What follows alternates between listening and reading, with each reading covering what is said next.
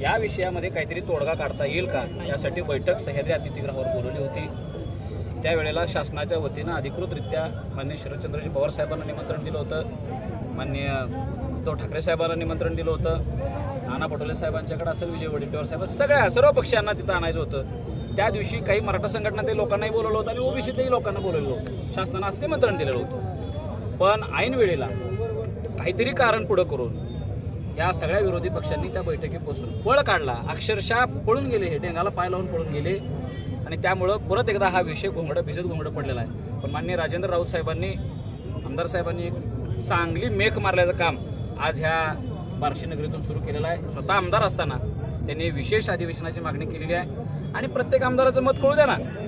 जी लोक म्हणतात की आमचं मराठा आरक्षणाला पाठिंबा आहे, असं मोगम बोलण्यात काय अर्थ नाही। ओबीसी मधून मराठ्यांची जी भूमिका आहे त्याच्यावर नेमकं हे आमदार काय बोलणार आहेत, ही भूमिका आज राज्याच्या समोर आली पाहिजे आणि ही धाडस केल्याबद्दल मी राजेंद्र राऊत साहेबांना पाठिंबा देण्यासाठी इथं आलो।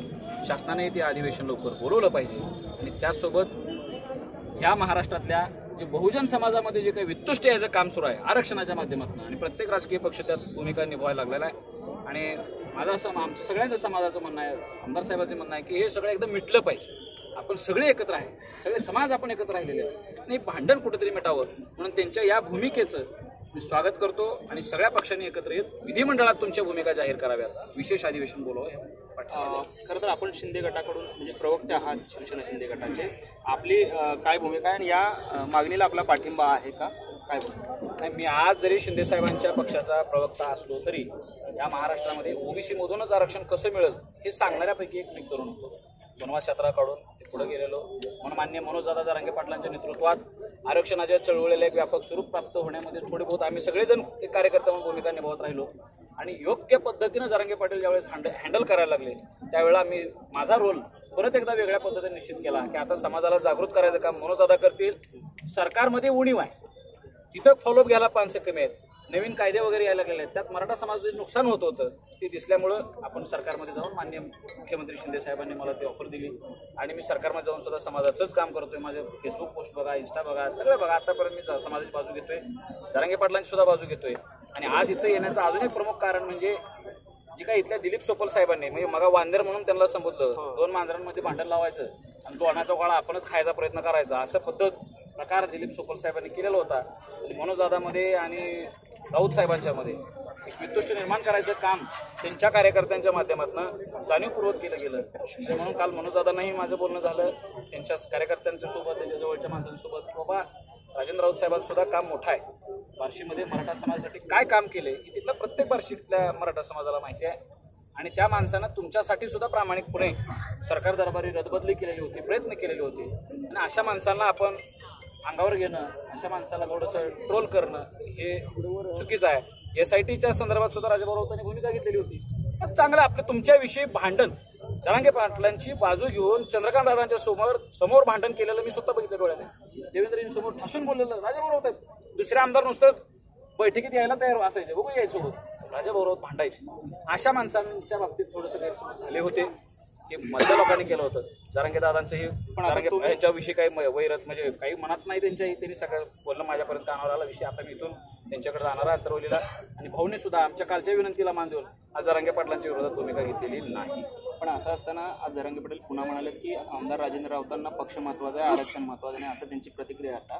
पण मग कशा पद्धतीचं समेट तुम्ही दोघांमध्ये घडवणार आहात, काय प्रयत्न करणार? नाही हो का, काही गोष्टीचं जे मनामध्ये निर्माण झालेलं असते ते मिटाले लगेच एका शब्दात होत नाही ना। आज राजेभाऊ राऊत साहेबांनी मनाचा मोठेपणा करून जरांगे पाटलांच्या विरोधात काही भूमिका घेतलेली नाही, ती भूमिका जरांगे पाटलांनी सुद्धा आता बघितलेली असणार आहे आणि राजेंद्र राऊत साहेबांना पक्ष महत्वाचा की समाज ह्याचं उत्तर आता इथे दिसायला लागलं। अधिवेशन बोलवा आणि ओबीसी मधून भूमिका कोणाची काय हे समोर येऊ द्या, ती भूमिका राजेंद्र राऊत साहेबांची सकारात्मकच आहे, चुकीचं काय? रोहित पवारांचा देखील माकड म्हणून तुम्ही उल्लेख केलेला आहे, काय? आता रोहित पवारांचे माकड चढायचं ना, त्यांच्या सोशल मीडियाचा ट्रोलर सिस्टम लावून तुम्ही प्रत्येकाला बदनाम करणार ना। ज्या लोकांनी चांगलं काहीतरी व्हावं पुढाकार घ्यायचा प्रयत्न केलाय त्या लोकांना तुम्ही बाद करणार आणि आज समजा आज जरांगे पाटलांची भूमिका ही तुम्हाला फायदा व्हायला म्हणणार आणि काही काळानं समजा जरांगे पाटलांच्या विरोधात एखादं काही झाली घटना दैव दुर्दैवानं तुम्ही जरांगे पाटलांचा कार्यक्रम लावचा, तुम्ही तुमच्या स्वार्थासाठी सोशल मीडिया वापरणार आहे का?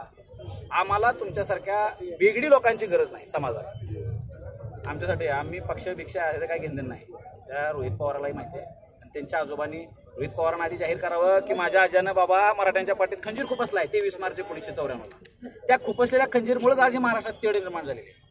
त्याच वेळेस मराठा समाज ओबीसीत राहिला असता माझ्या पवार साहेबांनी मराठ्यांचं पार वाटोळं केलं. आज जे आत्महत्या झाल्यात का नाही त्याला कारण शरद पवार साहेब काहीतरी बोलावं. आम्ही हे म्हणतोय की देवेंद्र फडणवीसांनी सुद्धा आमचं नुकसान केलं, चुकीचा कायदा जे टिकला नाही असं कायदा आम्ही म्हणतोय ना. पण तू कधीतरी बोल की माझ्या चुलत्या माझ्या आज्यानं ह्या मराठ्यांचं वाटोळं केलं, कधीतरी बोल. सरकारमध्ये राहून सुद्धा म्हणतो ना 2017चा जो केलेला कायदा टिकला नाही, काही काळ टिकला. पण भलेही महाविकास आघाडीने घालू द्या पण तो फुल प्रूफ नव्हता, सिद्ध झालं सुप्रीम कोर्टाने घालून. पण ह्या लोकांनी कधीतरी शरद पवारांचं बोललेत का? बोलावं आणि मग समाजासमोर यावं ना. तुम्ही राजकारणासाठी वापर ह्या समाजाच्या भावनांचा सेंटिमेंटचा वापर करून घेऊ नका. मनोजदादा जरांगे पाटील समाजासाठी लाभलेले रत्न नाही, त्यांना जपायचं काम आमच्यासाठी लोक करतोय, समाजाने केलं पाहिजे आणि समाज करतोय. राजाभाऊ सुद्धा बार्शीसाठी लागले रत्नच आहे. पण म्हणजे दोघांमध्ये कोण फूट पाडण्याचा प्रयत्न करत आहे? आता क्लिअर आहे ना, तुम्ही मलाच नाव घेतलं ना. दिलीप सोपल साहेबांच्या कार्यकर्त्यांनी अर्ध्या गोष्टी त्यांना सांगायच्या, अर्ध्या गोष्टी यांना सांगायच्या. दोन समाजातल्या चांगल्या माणसांचं नुकसान व्हायला म्हणून मी आज पुढाकार घेतला. हे स्वतः मी पुढाकार घेतलाय. मी पाटलांनाही विनंती केली, भाऊंनाही विनंती केली की तुमचं हे याच्यात होऊ नये. हा, तुम्ही तुमचं आंदोलन करायचे तुमचा अधिकार आहे.